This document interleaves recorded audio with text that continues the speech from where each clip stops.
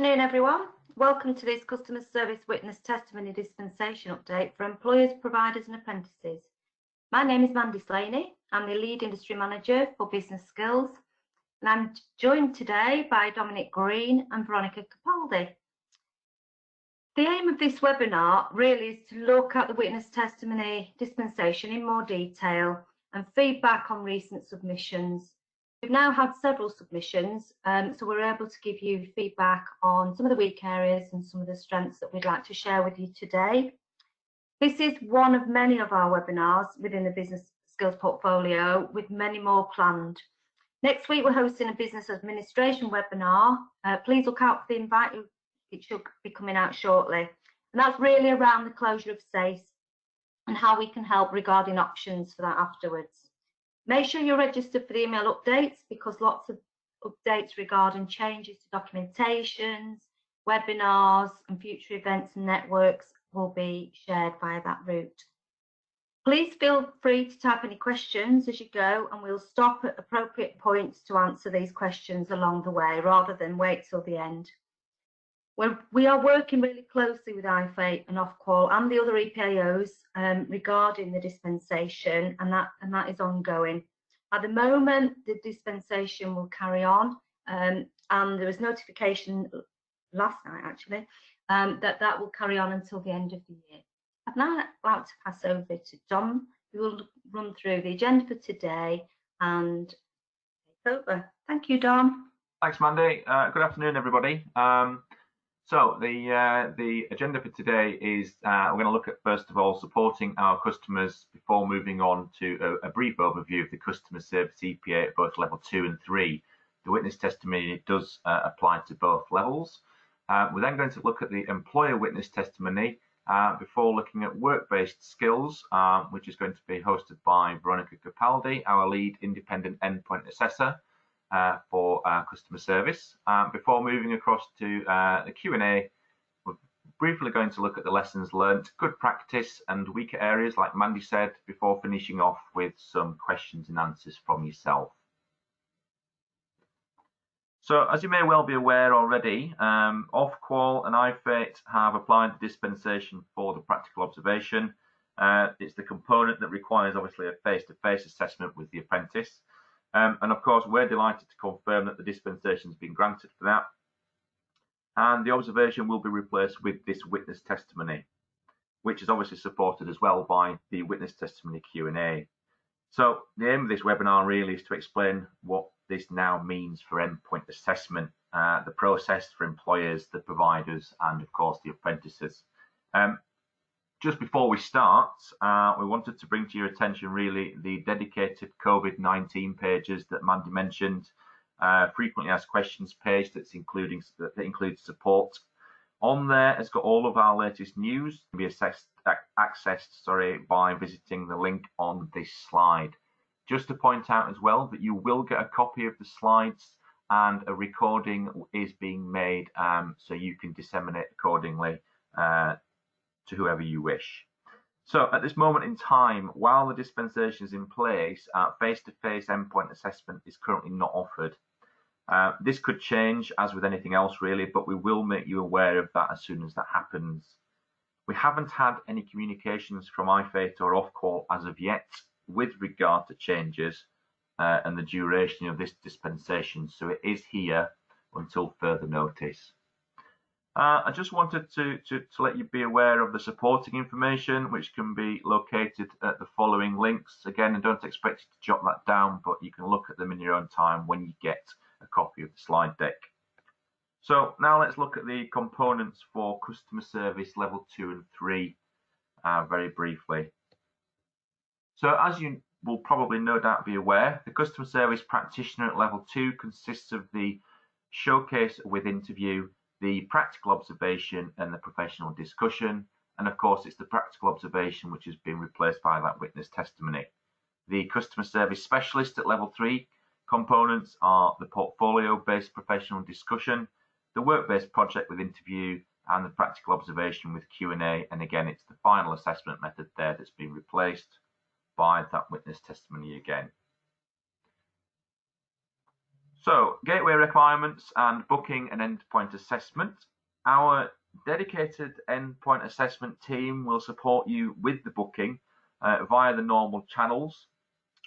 Just want to point out here that all evidence must be submitted to the portal no later than 2 weeks prior to the endpoint assessment date. This obviously needs to be accompanied by the cross-referencing form, which can be found in the assessment recording forms document. Please use only the City and Guilds form when submitting. If the evidence is uploaded later than that 2-week time frame, it might well impact on the endpoint assessment date, which of course could be pushed back. Obviously, of course, we'd much prefer you to upload as soon as possible. If you can, that would be fantastic. And of course, initially it was 5 days for upload prior to endpoint assessment, but due to high demand, we have had to put it back to the original 2 weeks. So just to reiterate, 2 weeks prior to endpoint assessment, all evidence must be uploaded. Okay, now let's look at the revised assessment that will cover the skills and behaviours which is normally covered by the practical observation.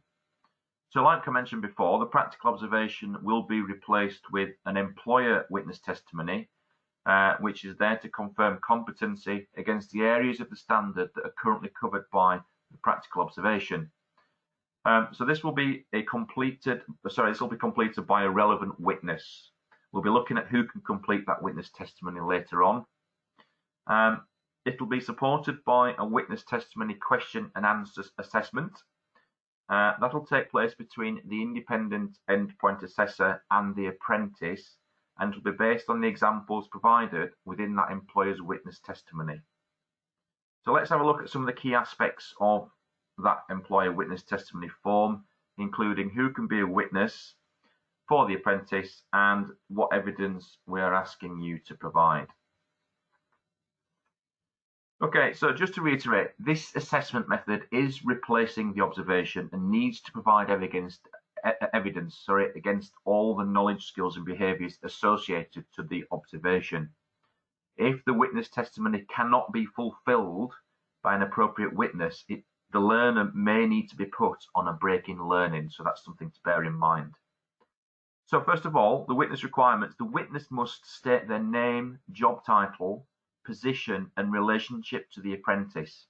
Please note here that we have had an alarming number of witness testimonies submitted with various pieces of information missing.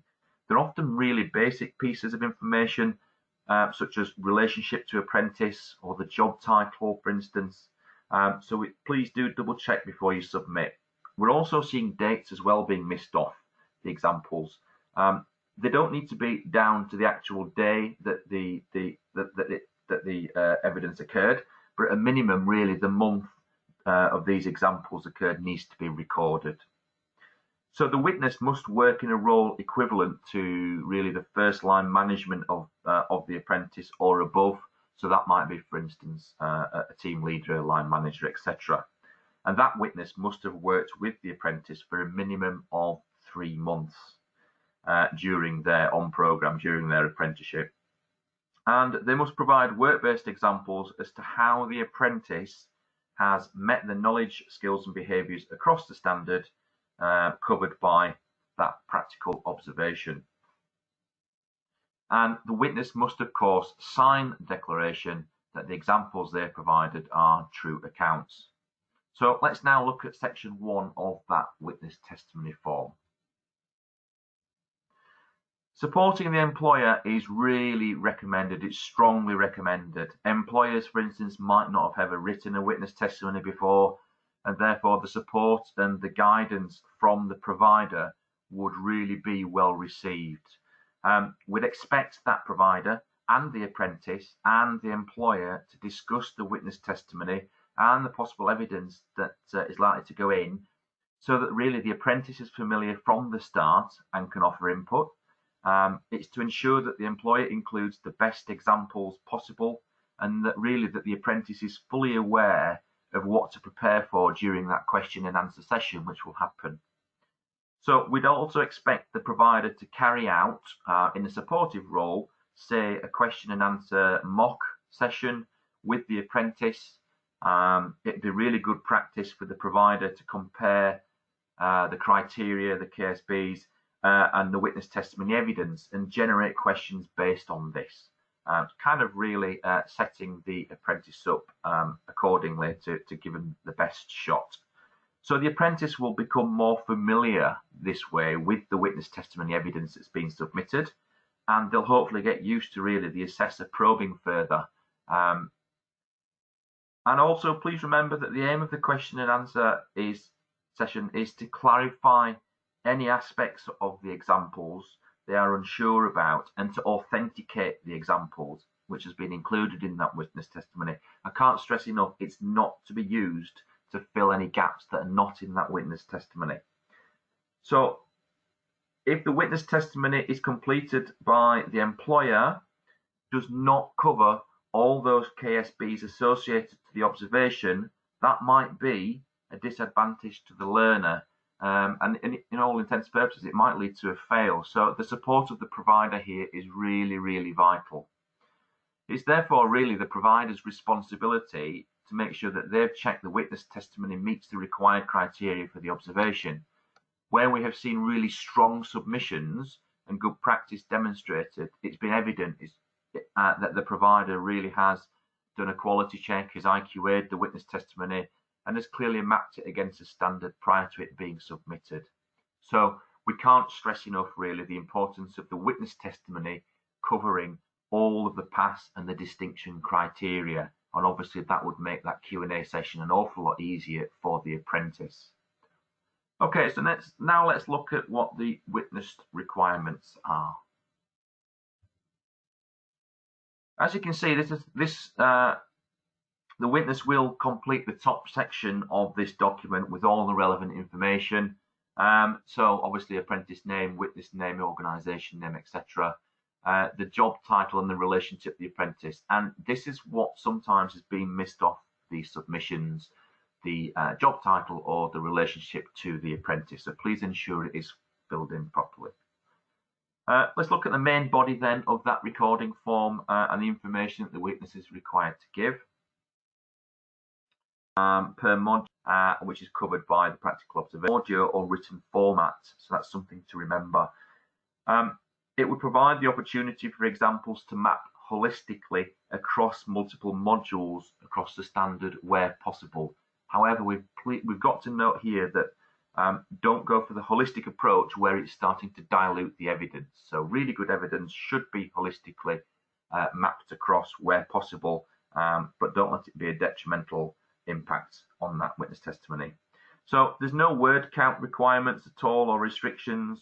So the focus of that witness testimony is to cover the relevant KSBs with quality examples of competence. We don't expect pages and pages, but please do refer to the example that's on the guidance document, which is available to support you. For quality purposes, again, we should expect that the provider would have checked that witness testimony prior to submission. I know I'm stressing that quite a lot, but it really is key to a successful endpoint assessment. And of course, ensure that there's no gaps and that all of the criteria has been met and cross-referenced accordingly. Okay, let's take a brief look now at the skills and behaviours that are covered by that practical observation.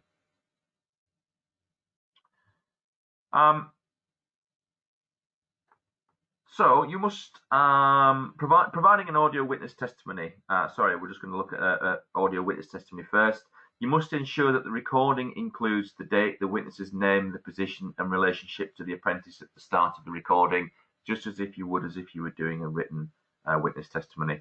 So a clear indication of the module within the audio recording that the example is referring to, making sure that the example is clearly time-stamped within the relevant module, and the example is cross-referenced to other modules where appropriate, using the cross-referencing box as well.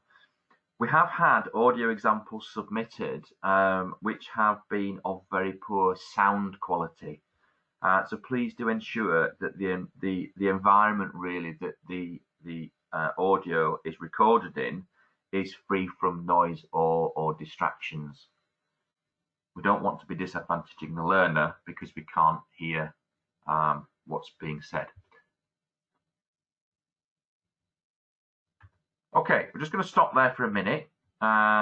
We said we're going to take a break every a couple of times. So this is the first break for questions and answers to see if there are any questions so far.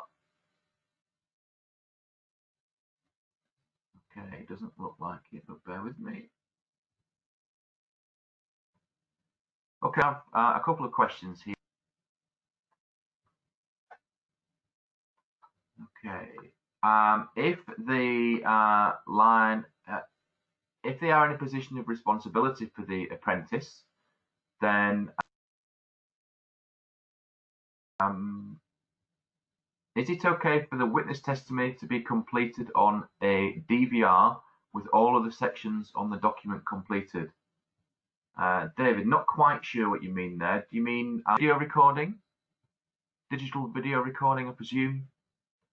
It is okay to be have a video recording. However, we haven't had any in to date, as far as I'm aware.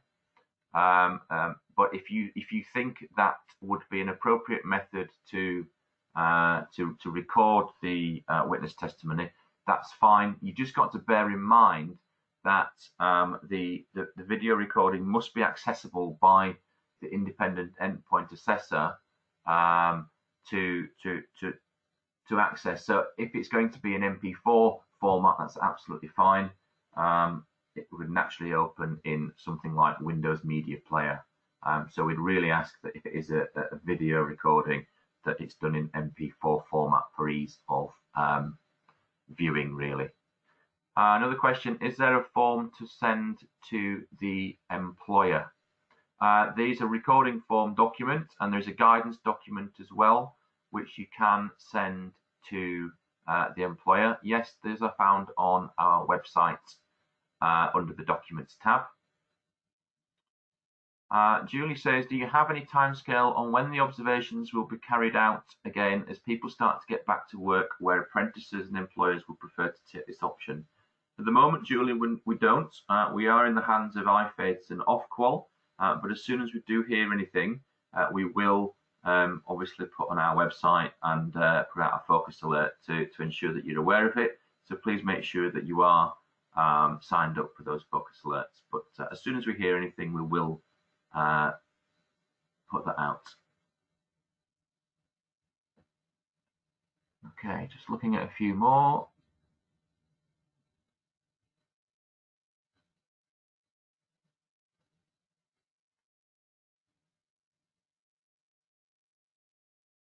Sharon, I am a slide behind. Apologies if I was a slide behind, didn't realise. Okay, another same question as before. Is there a date that the witness testimony will be used instead of the observation? Again, just to reiterate, we are unsure at this stage. We are in the hands of IFATE and Ofqual. As soon as we hear anything, we will let you know. Richard says it's earlier stated that we should cover all pass and distinction criteria. Why is this the case? Obviously, you want to give the best opportunity for the learner to achieve that distinction criteria. So naturally, you would try and put in all the pass and distinction criteria.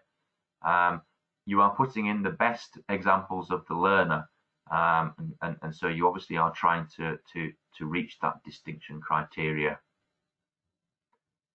Okay. It's Mandy, sorry, Dom, it's Mandy. Just to follow on that note, if the employer feels that the apprentice wasn't, has not been consistently or cannot evidence that they're actually competent at the distinction criteria, then they wouldn't be able to put that in there. But what we're just really emphasising is we've had quite a few in where they've covered the pass criteria, but they've really sort of let the learners down because they haven't put anything against the distinction criteria. So it's just really to re-emphasise that part, really. Perfect. Thanks, Mandy. Okay, we'll pick up, there are a few more questions, but we'll pick up the questions later at the end, conscious of time. So once we get through the slides, we'll be able to answer a few more later on. So, practical observations, skills, specifically looking at the skills, which is going to be covered in the witness testimony. So we are looking at interpersonal skills, so questioning, listening skills, building rapport, positive engagement. We're also looking at communication, so verbal and non-verbal communication skills. And the behaviours, we are looking at equality, so treating all customers as individuals, presentation, so dress code, professional language, and of course right first time, establishing what each customer requires and manage their expectations, so taking ownership from the first point of contact. Okay, so these are all really summarised in the grade descriptors table, which you can find in our documents. So rather than go through them, you would be better off making sure that you've got a copy of those documents and making sure that you are covering all of these areas within that witness testimony. So they are nicely summarised for you in the observation grading table. Okay, I'm now going to pass over to our lead independent endpoint assessor, Veronica, who is going to look at some of the work-based examples. Okay, thank you very much, Dom. Good afternoon, everyone. I'm really pleased to be able to join you and the industry management team for this afternoon's webinar. We're all delighted to hear the news that the dispensation has been granted for the observation and apprentices could continue on their EPA journey. But as we now start to move through this first period of transition from face-to-face observations to the new dispensation, I want to take the opportunity today to share some insight and feedback from the sampling that's taken place within the LEPA team from this latest cohort of EPAs that have incorporated this new dispensation. I'm also going to add some further detail around some of the topics Dom covered earlier in the presentation. So the first thing I want to reiterate from earlier on is that the witness testimony, along with the witness testimony Q&A assessment, is a direct replacement for the practical observation. So let's just think about what that means for a moment. So the 60 to 90 minutes that the AIPA would normally spend observing and capturing your apprentice demonstrating those skills and behaviours with customers is now completely replaced with the examples that the witness provides within the witness testimony, coupled with the Q&A. That's 20% of the skills and behaviours attributed to this component from the practitioner standard. The apprentice is now reliant on the quality of the witness examples and their ability to capture those snapshots in time into written examples. Now, Dom's already mentioned about the importance of the provider's role in supporting employees to do this, because we appreciate that that's not something that people are used to doing. So we've had some submissions of varying quality, and I first want to take you through some areas of weak practice and where the witness testimonies have not been so effective in capturing those skills and behaviours and the reasons why. Now, I've seen some of the questions that have come up while Dom was talking, so I will try and cover some of the answers. That's why I didn't jump in earlier within my slides. So if we can go to the slide for areas of weak practice, please, Dom. So slide 21, that'd be great. Yeah. Okay, thank you very much. So one of the main reasons that the witness testimonies have not been successful is because they contain insufficient work-based examples where the apprentice has demonstrated competency against the standard. So one of the questions that's popped up is about how many examples we need. So our witness testimony form says provide 2 examples. So where the standard demands it, more than 1 example is required to provide sufficiency against the standard. We have asked for 2 examples within the modules, as many of the past criterion refer to customers and more than 1 customer, more than 1 interaction, and we require the apprentice to have demonstrated that skill or behaviour more than once and for them to have handled more than 1 customer. One of the questions was if 1 customer interaction could be used across different modules. Now, if that particular example is of very high quality and a sufficient detail, which we'll look at in a little bit later, one that has been submitted of very good quality, then the answer is yes, you can cross-reference and map across, but that can't be in isolation, so they would need other examples to support that area of the standard. So to be careful and just look at how many examples are required to make sure that it's covered the past criterion. We've had some repetition of same work-based examples that don't cover the other modules. So where I say you can use them across the standard if they're of high quality and they map to the pass criterion or distinction criterion as well, they must have sufficient detail within them. So we sometimes have very weak examples of generic statements, and they've been placed in every module and really don't add any value really to that witness testimony.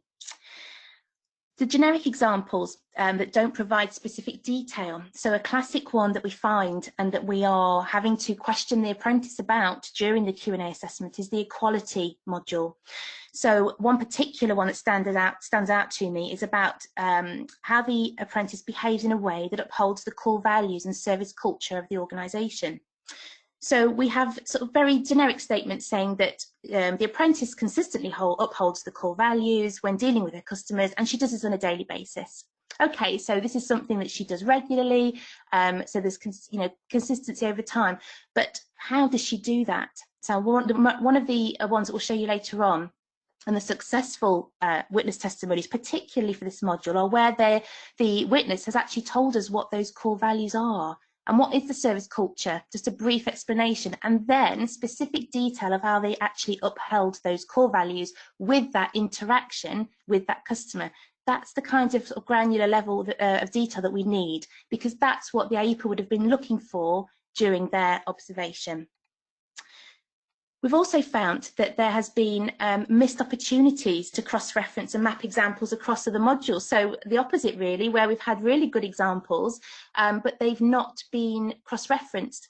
Now the AIPA will look at all examples when they assess the witness testimony, of course, and take those opportunities to map across. But if you can take the time to do that, and we'll have a look at an example in a moment where they've done that. That would be great and really helpful. And also to confirm and really stamp that pass and sometimes distinction criteria has been met. We, in essence, really, we need these examples to bring the apprentice's skills and behaviours to life. Provide us with an insight into how they demonstrate those skills and behaviours with their customers. This, like Dom said, will provide them with a really strong platform and foundation for their Q&A assessment with the AIPA.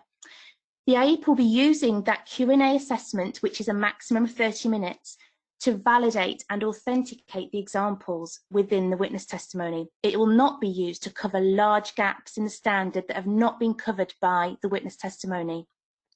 So see the Q&A assessment as an opportunity for the apprentice to add colour, detail and depth, and really bring their job role and the examples to life for the AIPA. And for them to be able to do that, they need to be familiar with them. They need to have collaboratively put these examples together with the employer, with the provider, and it's something that they're really familiar with. And that's something that's really evident in the strong submissions when they come to Q&A. They really own those examples and know exactly what happened and can bring further depth to them. So let's have a look at some areas of good practice, and then want to show you some examples. So thanks, Dom. If I can have the next slide. Thank you. So good areas of practice are examples are dated with the month and the year they took place. Like we said, it doesn't have to be a specific day or date, but a month, if you can attribute a month and a year to that example, please. The witness has documented specific examples and captured how and when they demonstrated those skills and behaviours. They've done this by recording details such as the use of effective open and closed questioning. So these are some of the things we were looking for within interpersonal skills. The use of active listening skills. How did they actively listen? What did they do? What was their body language? How did they demonstrate that they were able to do this when interacting with that customer? And most importantly, how they were able to adapt to suit their needs. That's a really key thing there about adaptation and how adaptive they are with their customers, because that leads into a couple of the distinction criteria for interpersonal skills and for communication. So if you can really capture some examples of how they adapt, that would be excellent. So the question about that we had earlier that somebody typed on there about examples and how many we need. If you think about and really look at those distinction criteria, and it's saying how do they adapt their communication to different customers, then we need more than one example. So it's just something to bear in mind, that to make sure that we're getting those sufficiency against that. Okay, so in terms of the capturing the skills and behaviours to cover areas of the standard, again, if they are of sufficient quality and the examples meet that criteria, then they can be mapped across, and the IEPA will look holistically across all of the witness testimony and the examples to ensure that there are those, where needed, 2 examples for each of the criterion. So if we perhaps have an area where there is one really good example, then the Q&A may be a platform for the IEPA then to ask for another example. So there's a difference there about providing one more example of competency rather than having nothing at all, and the apprentice having to give us 2 examples from scratch, which we don't want. The other thing that is very clear on the good submissions that we had is that it's gone through a very good verification process, and it's been quality assured prior to being submitted to City and Guilds. The apprentices are very prepared. They know the examples back to front, and they're able to give additional examples if required. So if we move to the next slide, please, Dom, looking at interpersonal skills. So this is the first module that the witness will see on their form.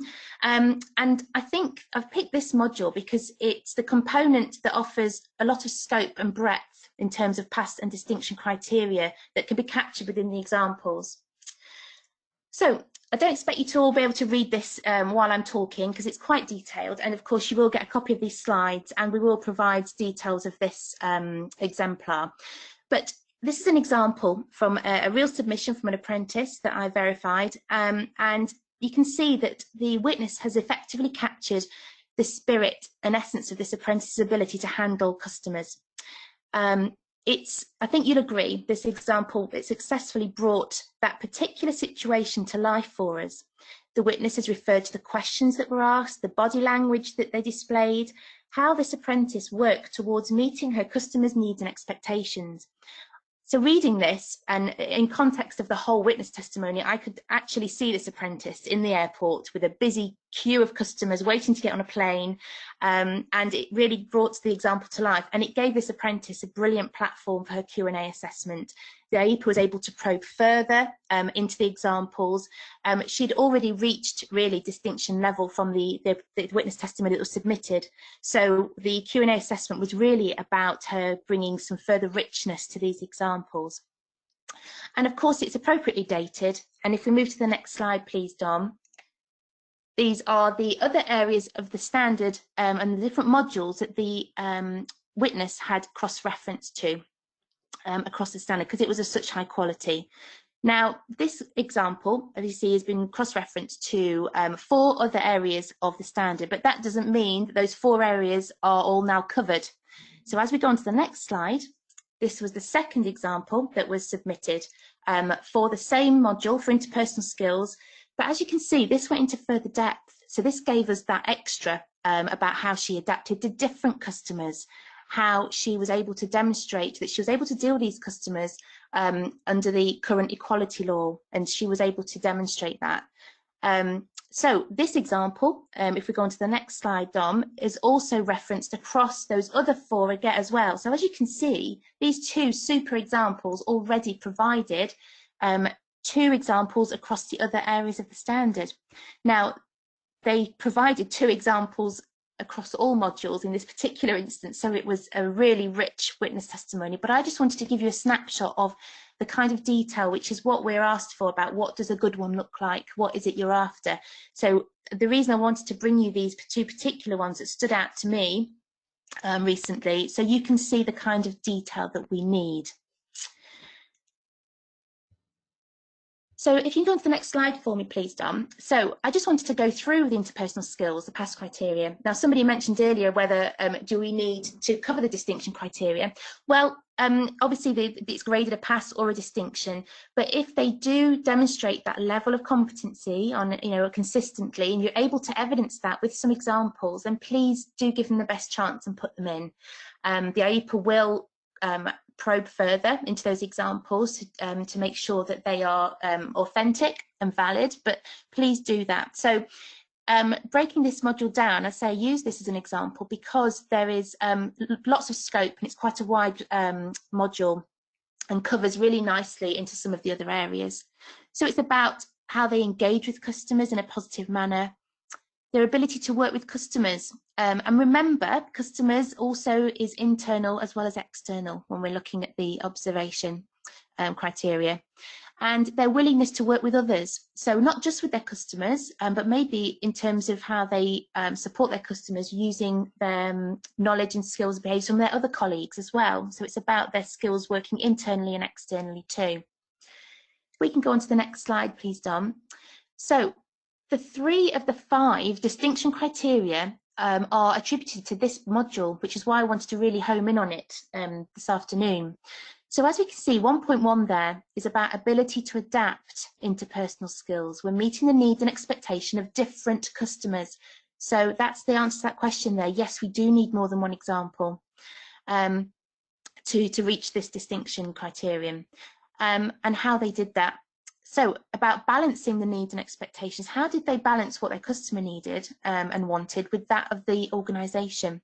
And the third one, and this distinction criterion often gets missed, is about the apprentice proactively working with others to ensure efficient customer service delivery. So we need some detail about how they work with other people as well as with their customers. So that's what we'll be looking for. So in the next slide, I just want to give you some examples then. So these are the modules where there is great opportunity for you to cross-reference with some strong initial examples. So communication skills cross-references really nicely into interpersonal skills. Equality and presentation, again, it sounds very obvious, but when the IEPA is observing apprentices, they will be looking at their language, their dress code. We can't see your apprentices now. We can only read about it within the witness testimony. So as you'll see when you read the example, when you get these slides, let us know how they, what the appropriate dress code, how they do that, what is that? Let us know that really granular detail. Imagine you are writing as a narrative of what you've seen because you are replacing our eyes, if you like. And right first time, it's one of the, it's the biggest module within the observation criteria. So really have a look at that. So that's where we find most gaps. So it's about right first time, taking ownership from start to finish, how they refer to others when needed and complete that interaction with that customer. So that start to end customer journey has been recorded. And sometimes that isn't always possible within the first few examples. So make sure that you've got full coverage there. So when it's been dealt with from start to finish. So I hope there that you've got a couple of insights into some areas that have been really successful. I can see that we do have lots of questions, but I think what I'll do now is I'll pass you back to Dom, who's going to talk about preparing and supporting apprentices for their Q&A assessment. And I will, whilst Dom's doing that, I'll take a look through these and hopefully get some answers for you when we get to the end of the webinar. Perfect. Thank you very much, Veronica. Much appreciated. Okay, let's look at now how to prepare for that Q&A assessment then. The apprentice obviously should be involved in the compilation of the examples and of course naturally need to be familiar with the selection. They are essentially going to be the ones that are asked questions on it, so they really do need to be familiar with the evidence that's been submitted. So during that question and answer assessment, the independent endpoint assessor will ask the apprentice questions based on the examples that have been submitted. And like Veronica said, it's there to clarify any aspect of the examples they're unsure about and to authenticate the examples that have been included. It's not about filling large gaps. It's also really good practice for the apprentice to take in a copy of that witness testimony into the assessment. It might act as a useful reminder, a bit of a comfort blanket. Of course, the apprentice may also take in additional evidence where they feel that can provide maybe a better example. There is a caveat to that, however. We do expect that only to be, say, 1 or 2 pieces more than the witness testimony, but the apprentice is allowed to do that. Okay, briefly now going to look at the resits. apprentices who failed the live practical observation can undertake the witness testimony method as a resit. Apprentices can resit this assessment method again if they fail, and apprentices of course can opt out and opt actually to pause and wait for that practical observation when it's ready. As we said before, we are unable to give a date at present, but as soon as we get that date, we will forward it on to you. And apprentices can still achieve a distinction if they resit this component. Okay, what I want to do now is look at some lessons learned, some good practice, and essentially highlight what could be strengths. So when completing the witness testimony forms, please do ensure, first of all, that all the signatures have been received and that the relationship of the witness is clearly identified. I've not mentioned it before, but we are seeing on several occasions that being missed off, so I'm just reiterating.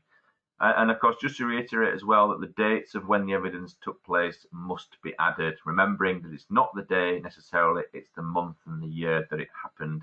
And of course, the date of the evidence does need to be within that apprenticeship on programme. We have had evidence that's been submitted which is actually being referred to as in a previous job role, which wouldn't be taken on board. Okay, so make sure that the evidence is within the apprenticeship programme.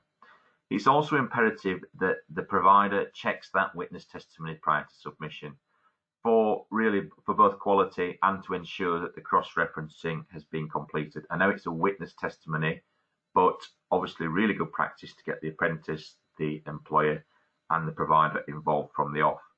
The apprentice needs to be aware, of course, like we've mentioned previously, what evidence has been put forward, remembering that obviously the apprentice may take a copy of that witness testimony into the Q&A if they wish.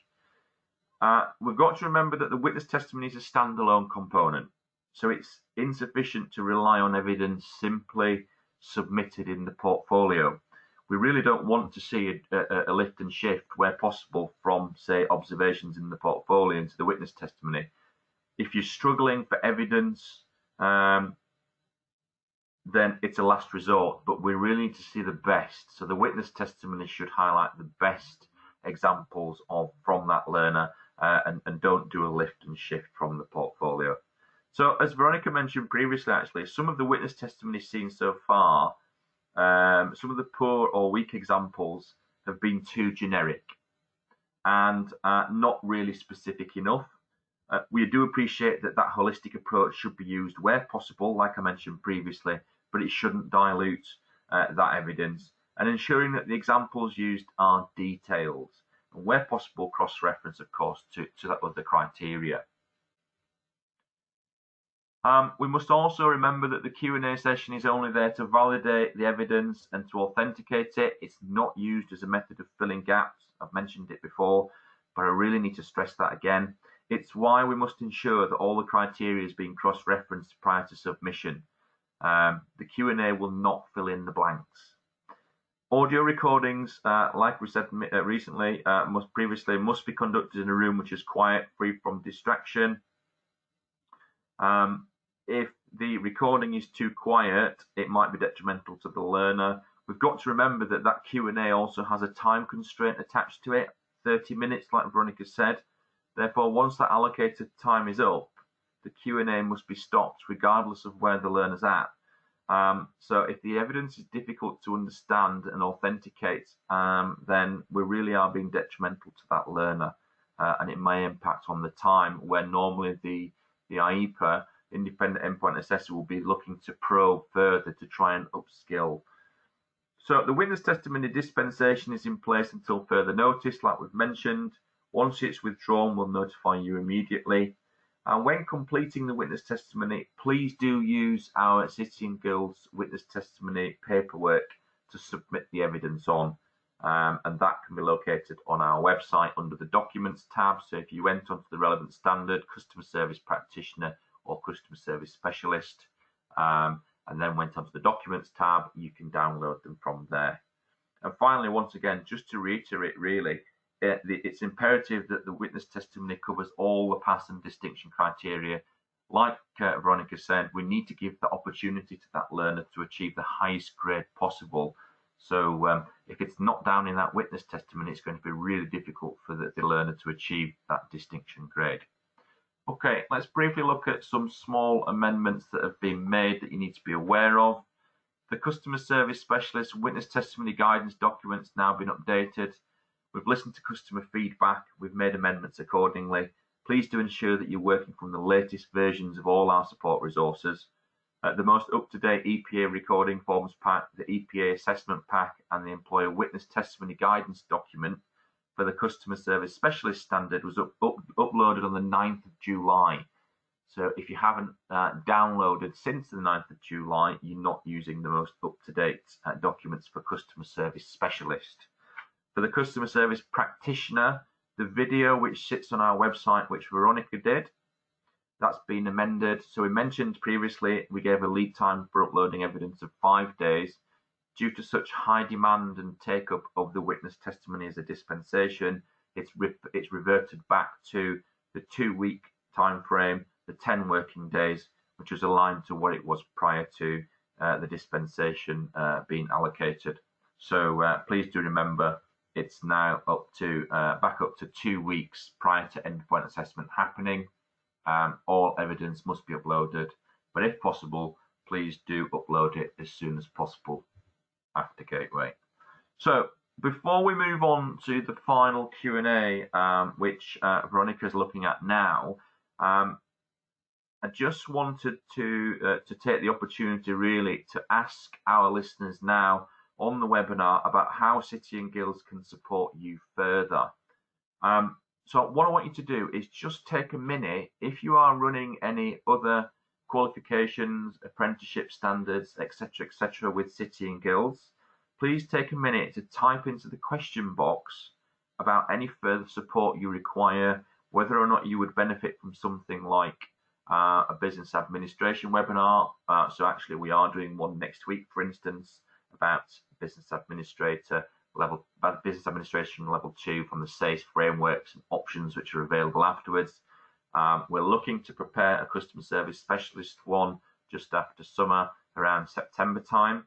But if you've got any other suggestions at all, please do type into the questions box how we can help you, what you think you would benefit from the most. And just to mention finally that we've also got the pre-recorded slides that Veronica did initially. These do sit on our webpage. So if you're new to this webinar and you're looking at customer service witness testimony for the first time, you may want to spend 20 minutes or so looking back at Veronica's first webinar, which is recorded and is under both the customer service specialist and the practitioner webpage, and can be located again under the documents tab, and is easy to look at. It's a video file, and get yourself a brew and look over that. Well worthwhile. Okay, what we're going to do now is spend the last 5 to 10 minutes looking at question and answers that you've put in. If there are any that we can't answer or we need further clarification on, what we'll do is we will create a frequently asked questions document, and we will upload that along with this recorded webinar. So you should all get answers to your questions, if not today, hopefully by the end of next week. Okay, without further ado then, let's have a look at some questions. Okay, should I pick up the first few of these, Dom, that I've been looking through? Yeah, okay. So we have one from Deborah here about clarity of how many examples are needed. Do we need 2 pass and 2? So hopefully I answered this earlier, but with regard to distinction criteria, please do look. So ones we mentioned earlier about adapting communication skills to different customers, examples, and working with others, the AIPA will probe and delve further. For, so let's say for security, we did our criteria and actually demands. Marion has asked, when the witness testimony is complete, how long before the EPA? So when the apprentice is ready for Gateway, the completed witness testimony form and the showcase must be submitted 2 weeks before the EPA to allow the AIPA to assess the showcase and prepare for the Q&A Gateway. Kate has asked, are we able to act as a scribe for the employer when completing the witness testimony? So yes, witness testimonies can be submitted in audio, so the witness can record that. If you prefer to have that typed and the witness sort of dictates to you what they want to write, they must be signed by the relevant people, their examples along with the apprentice. So I hope I've pronounced this correctly. Siraj has asked, what types of questions should we be used when preparing the apprentice? Some examples. That's a really good question there, Siraj, because we've asked you to prepare them and support them by doing a mock Q&A. So what does that consist of? So you would take those examples that are in the witness testimony and ask the apprentice about further detail. So not to give too much away, but the AIPA may ask, tell me more about this situation you had with this difficult customer. If that particular example didn't have the sort of questions they asked, the body language they used, how did they adapt, you could ask them. To do that as a mock assessment actually would be a good way of as a checklist really, and an aid sort of memoir for you to make sure that they are sufficient and rich enough for EPA. So I think that'd be a really useful exercise to do with the apprentice, but it is about delving deeper. Use that past criteria that's in that module and turn them into questions. So tell me, how did you adapt your interpersonal skills in this situation? What questions did you use? Open questions that will elicit a really full response. That's the sort of thing that we need to prepare them. So let's look at the next one we've got here. We have a technical question about a level 3 from Kate, which I will refer to Mandy and Dom. We'll get back to you about that because that's about a furloughed apprentice. So we appreciate we've got lots of situations that will require a more detailed response. Jill has said that she has 2 apprentices who need to submit their evidence by Monday, ready for their EPA. Following this presentation, she feels it needs more work. So am I right in saying that these can be submitted later than the candidate evidence?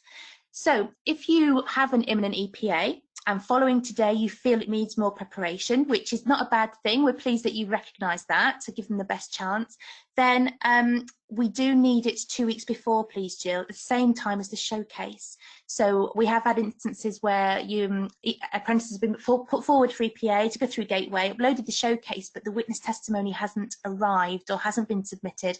So in that instance, EPA dates will need that time to prepare, Jill, and they will support you with a revised date when you're ready. Sharon has asked about the good examples. Did the whole witness testimony just have 2 reference and nothing else included?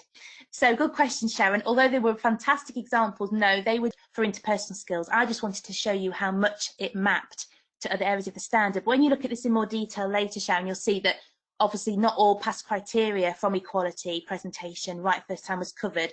It just mapped into some of it. So it's really about starting off with some super examples from interpersonal skills and communication. Later on, there are the real 2 big units and where the distinctions are located. So it goes hand in hand, really. That's where the most evidence can be collated. So look at communication deals with as a non-facing role. Am I right in thinking only non-facing past criteria has to be met? That's correct. So communication being one, and presentation where they can and or. So if they do both, great. But if they're only facing or non-facing, then you only need to produce examples for the past criteria attributed to either one of those. They can still achieve both distinctions though, so don't feel that the distinction within communication is attributed to facing or non-facing. If you read it, it says in all roles. So of course, we don't disadvantage learners that are not facing customers at all. Okay, thinking there's anything else that hopefully have not already covered. I'll pick up a couple more just before the time. Oh, sorry, go on. Again, sorry. Yeah, I was just going to say there is one around what form of signatures are accepted from Alison.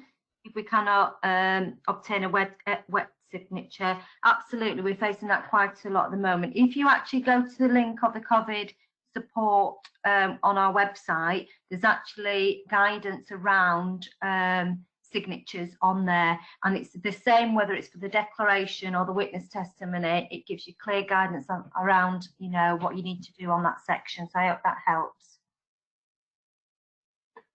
Alana said, wouldn't it have been better for the IEPA to have had a professional discussion with the witness? That might have been the case, Alana. Unfortunately, we worked closely with other endpoint assessment organisations, with IFATE, with Ofqual, etc., and that was the outcome that was decided by all the parties. So unfortunately, it was very much out of our own hands. So it is a Q&A rather than a professional discussion. Yeah, and just to follow on to that, Dom, I think the reasoning around that is there is already a PD within as part of the EPA components, as we know, and particularly Ofqual wanted to ensure that there was like a third-party input on that, not just relying on the showcase and what the learner was actually, putting forward as evidence, as I've done. They wanted something to really support that and validate that. And they also were insistent that that was also followed by a Q&A, so that gave the chance for the independent assessment organisation to just validate and really sort of, question the apprentice around that criteria that had been covered by the employer. Fantastic, thanks, Mandy. We are at 3 o'clock, so what I'm going to do is just, I think Christina said somewhere, can I have the link to sign up to next week's business administration webinar? Of course. What I'll do is I'll PDF the slides today or tomorrow and send them out to you. And in that link, in that email, I will attach the link as well that you can copy and paste into your browser to register on. Okay. Thanks very much, Veronica, Mandy. Much appreciated.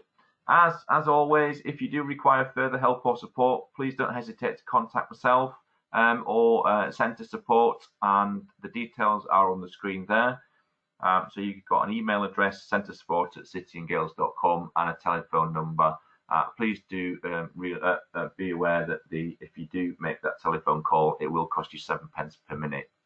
And finally, a big thanks to Veronica, our lead independent endpoint assessor, and Mandy, our lead industry manager, for joining today on the webinar. It's really much appreciated. And a big thank you to everybody who's signed up and listened today. We hope you found it useful, and I shall endeavour to send out the slides as soon as possible. The recording may take a little bit longer, but you will be able to disseminate by the end of the week. Fantastic. Thank you very much for listening, and have a good day.